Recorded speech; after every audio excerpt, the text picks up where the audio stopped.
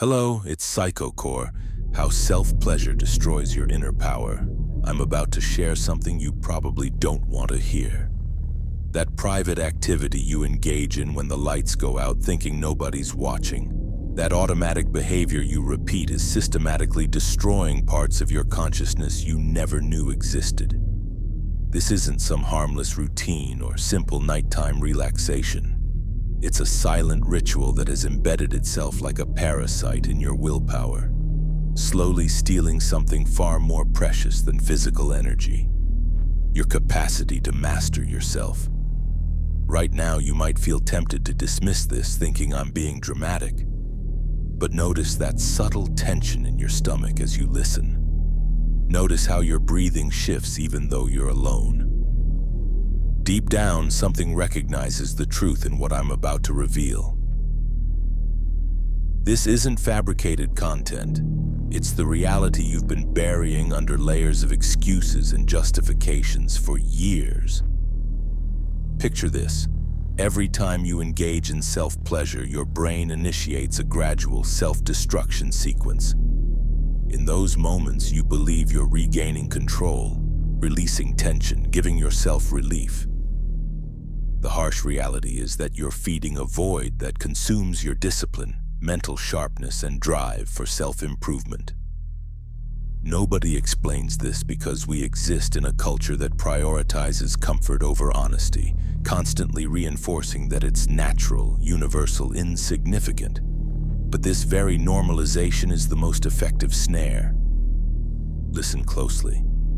If you think this doesn't impact you, then explain why decision-making becomes incrementally harder each day. Why do you wake up feeling progressively more dimmed? Why has the motivation that once fueled your growth become a distant memory? If there are truly no consequences, why does your energy scatter as though something is stealing from within? Why does confidence erode with each relapse? You resist accepting it, but you are systematically sabotaging yourself. Today, I'll expose what nobody dares acknowledge. Compulsive self-gratification doesn't merely consume time or deplete willpower. It's reshaping your identity without your awareness, programming you to prioritize immediate pleasure over meaningful purpose. The most insidious aspect is how silently it operates while you believe you're alone, convinced you control your actions. Have you considered that perhaps you're not as free as you imagine? That moment when you surrender to the screen, dimming the lights and convincing yourself it's mere relief, is precisely when you hand over the keys to your mind. If you're experiencing slight trembling or tightness in your throat right now, it's no accident. Your subconscious recognizes you've been pretending everything is fine for too long. I want you to ask yourself with complete honesty. How many pursuits have you abandoned because you felt too drained, distracted, or numbed by that quick pleasure? How many aspirations have you buried beneath layers of apathy disguised as lack of interest? How many days have concluded with that hollow feeling you attempt to fill by repeating the same cycle? Today, I'll reveal why this seemingly innocent habit is far more dangerous than you realize. I'll demonstrate how it gradually steals your ability to experience genuine satisfaction, rewiring your neural pathways so nothing in life feels sufficient unless it matches the intensity of that artificial stimulus. Before you consider closing this, understand that what you're about to discover will be impossible to forget. Once you comprehend this mechanism, there's no returning to ignorance. Take a deep breath. Examine yourself with brutal honesty and ask if you're prepared to learn the true cost of your secret routine. What you're doing, that seemingly insignificant gesture, is far more than habit. It's how you mortgage your future daily without external coercion. The worst part is that after hearing this, you won't be able to claim ignorance anymore. Have you wondered why going more than a few days without this activity feels unbearable? Why your mind generates countless excuses to justify it, always finding reasons to surrender? They label it a physiological necessity, but nobody explains it's actually a carefully constructed psychological trap. The most disturbing aspect isn't the act itself, but the invisible conditioning behind it. While you think you're deciding, your brain has become an automaton seeking immediate gratification like a hungry child incapable of waiting. This doesn't emerge from nowhere. For years, you've trained your nervous system to respond through a single pathway to any stimulus. Anxiety leads to self-pleasure. Stress leads to brief respite that solves nothing. Boredom leads to chemical discharge, creating illusions of vitality. Notice how automatic it's become. Your body already knows the protocol. It's like installing a shortcut without reading the terms and conditions. Each time you activate this response, you reinforce the dependency while weakening your capacity to choose alternatives. Consider something you've probably never questioned. What effect does this dependency have on your identity? I'm not discussing morality or guilt you might experience. I'm addressing something deeper and more disturbing. When you condition your mind to seek instant relief at the slightest discomfort, you're teaching yourself to avoid tolerance, resistance, and the necessary tension to build something valuable. This inability to control impulses seeps into everything: your approach to studying, working, relating to others. Why do you think your attention has become so fragile? Why is sustained focus on anything challenging? Because your reward system is overstimulated, exhausted, worn like a muscle used for only one movement. Something even darker emerges when you become addicted to that release moment. You also become incapable of experiencing genuine pleasure from simple things. The brain, receiving such intense dopamine surges, recalibrates its satisfaction threshold. Everyday experiences lose their shine. Normal life produces nothing meaningful for you. What once inspired or motivated you now seems boring, gray, monotonous.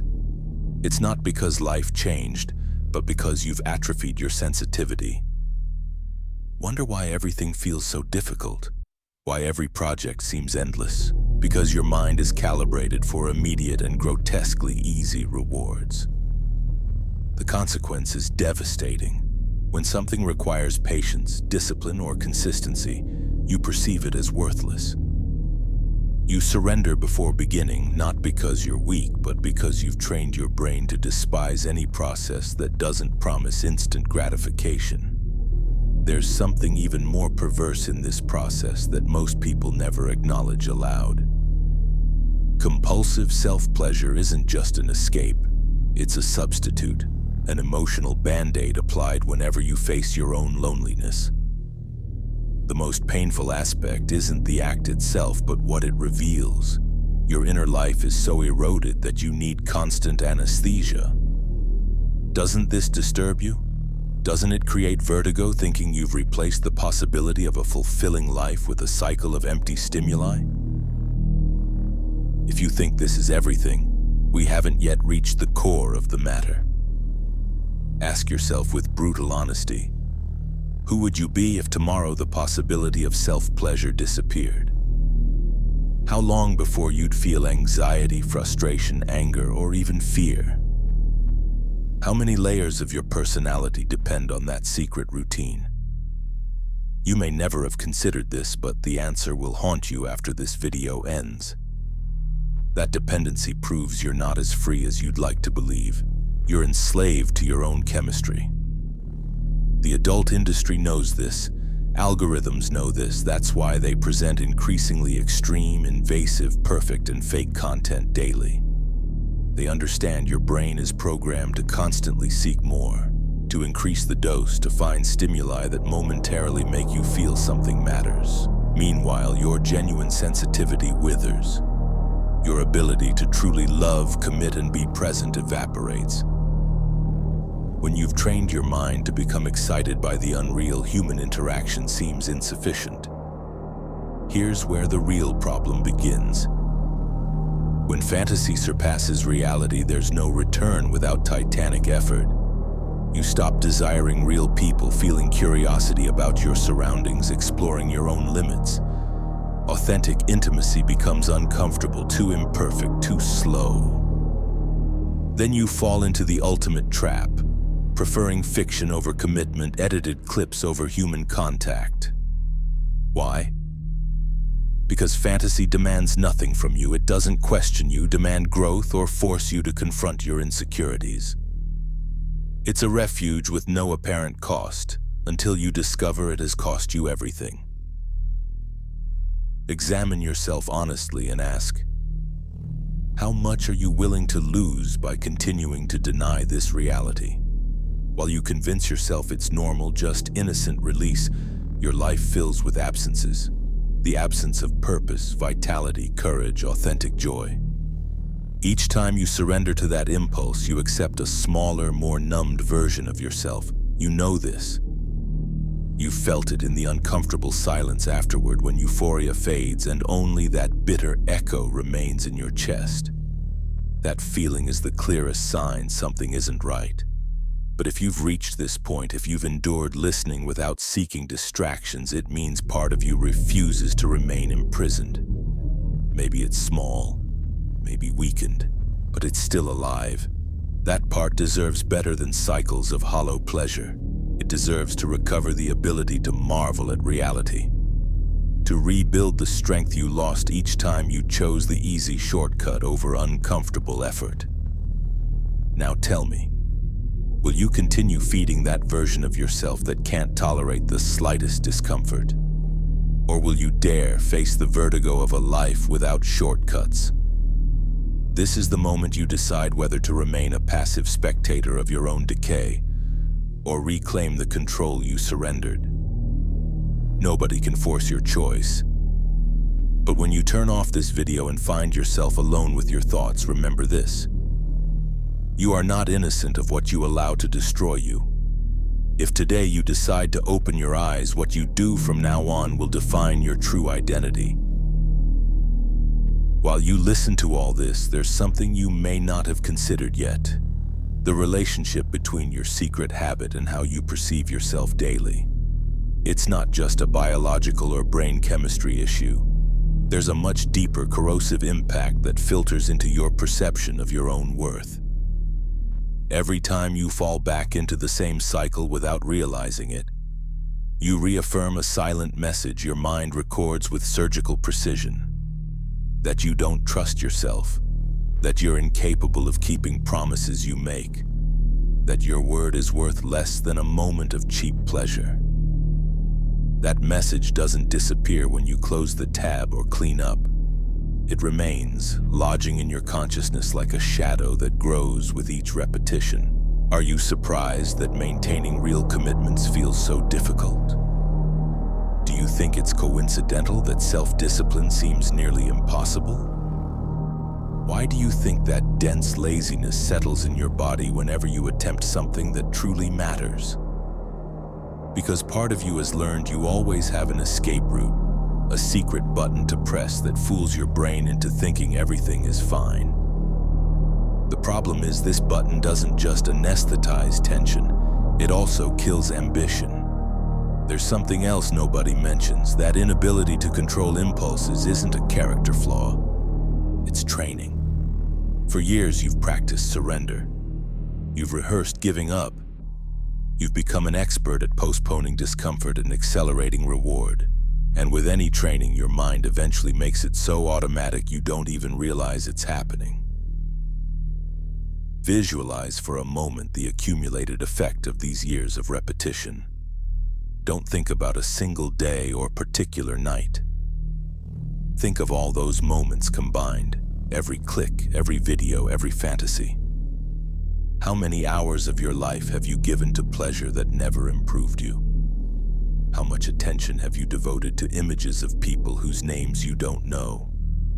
How much vital energy have you wasted without gaining anything lasting beyond a sigh? If you totaled all that time, what have you unknowingly sacrificed? Now consider something more uncomfortable. Your emotional memory. Even though you think everything ends when you close the screen, your limbic system retains the imprint of every experience. Do you know what it does with that information? it transforms it into constant expectation. Your brain begins seeking those artificial dopamine peaks almost compulsively. The worst part is it doesn't need your permission. It's learned to operate independently. That's why in any moment of boredom or stress, that little inner voice appears telling you to do it once more, that it's insignificant, that tomorrow will be different. But it's never different. If you think about it coldly, it's always the same scene, the same routine ending with the same emptiness. That predictability breaks you most inside because deep down, you know it all reduces to one thing: escape. Escape from yourself, a way to avoid looking at what you refuse to accept, that parts of your life are empty, that you're not building anything generating real pride. The longer you remain numb, the harder it becomes to feel anything genuine again. Here comes an aspect almost nobody discusses: tolerance for effort.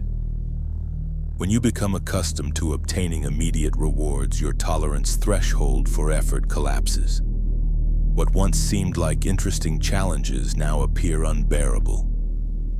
Simple tasks like studying for an hour, training your body, or reading an entire book become impossible mountains because your brain refuses to invest energy in anything not returning instant gratification. Do you realize how deep the damage runs? But it's not only about effort or discipline. There's also the impact on your ability to connect with others. I'm not just discussing intimacy. I'm addressing something more essential: your ability to look another human being in the eyes and feel something genuine. Compulsive self-gratification fueled by explicit content isn't just private entertainment. It's progressive distortion of your perception of intimacy.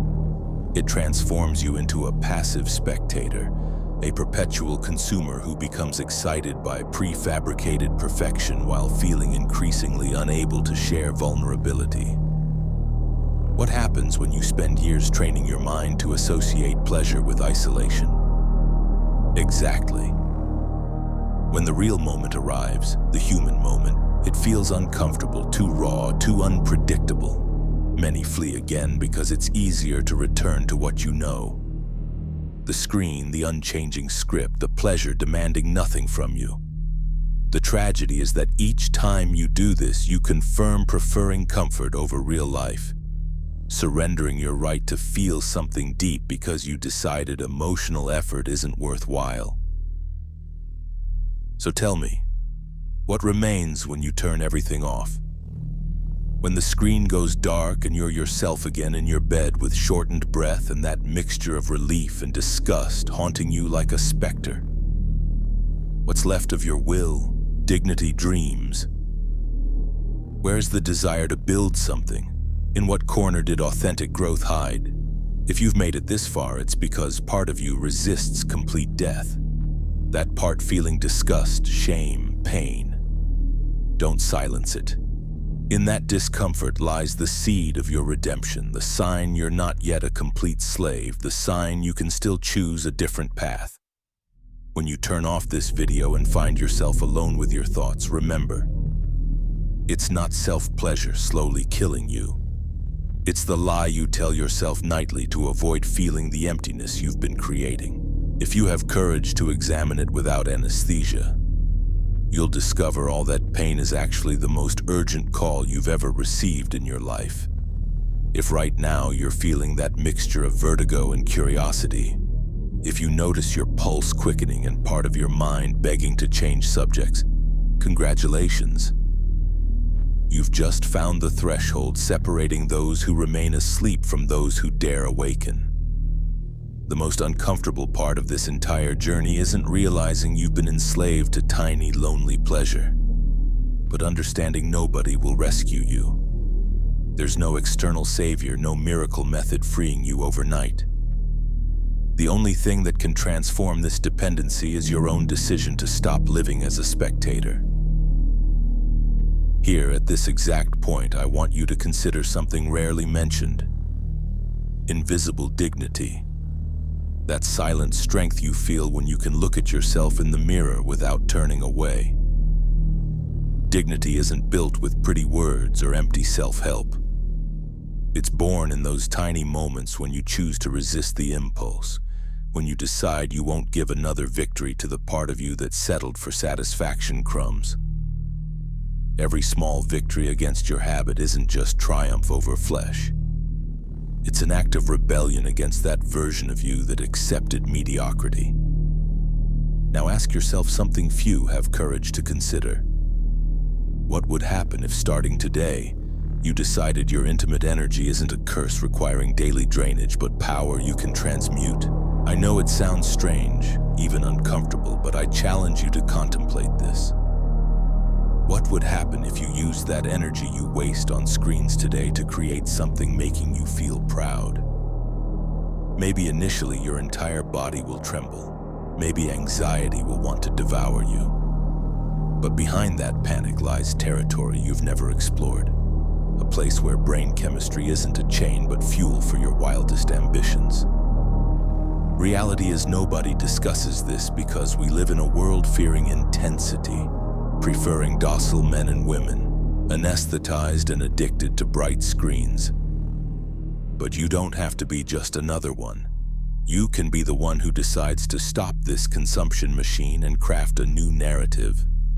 The narrative of one who doesn't flee discomfort, who rises with tired eyes but a cleaner heart than ever. If you've reached this moment, if you've listened to every word without closing this video, I want you to know you're not weak for having fallen. You're not a lost cause for having lived unconsciously so long. You're simply human. And humanity, painful as it is also your starting point. From here, you can rebuild every brick of your will. From here, you can decide that your pleasure won't be a prison but a conscious choice.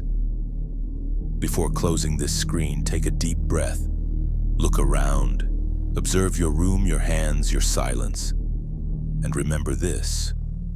What you do after this video will prove whether everything you felt was just passing curiosity or the beginning of a life you can't yet imagine. A life where you need nothing more than your own determination to feel complete. If any part of you has felt that impulse to change, even for a second, let it grow. Give it space. Don't seek perfection. Just make the decision to start, one day, one night, one victory. It's not about eliminating desire completely, it's about learning to govern it, deciding that your pleasure won't define your character. Now that you've come this far, I want to propose something. If this video has stirred even a tiny bit inside you, remember that here we won't dress up truths with comfortable speeches. Here you'll find reminders that you can be more than you've been until now. If you want to leave proof that you were here, write in the comments this phrase: I am stronger than my impulse. I want to know how many listeners are capable of proclaiming it publicly. Lastly, before I say goodbye, close your eyes for a second and engrave this feeling in your memory. The tremor, the unease, the hope. This moment will never repeat exactly the same. The next time you feel temptation to return to your habit, remember this moment. Remember that even if only for these minutes, you were someone who dared face truth without looking away. Thank you for listening until the end. My name is the echo of this conversation you'll have with yourself when nobody watches. See you in the next video if you still have courage to return. Remember, what you decide to do with this knowledge is what will define you. Until then, take care, or at least start respecting yourself. If you enjoyed this video, support the channel, like, share, and subscribe.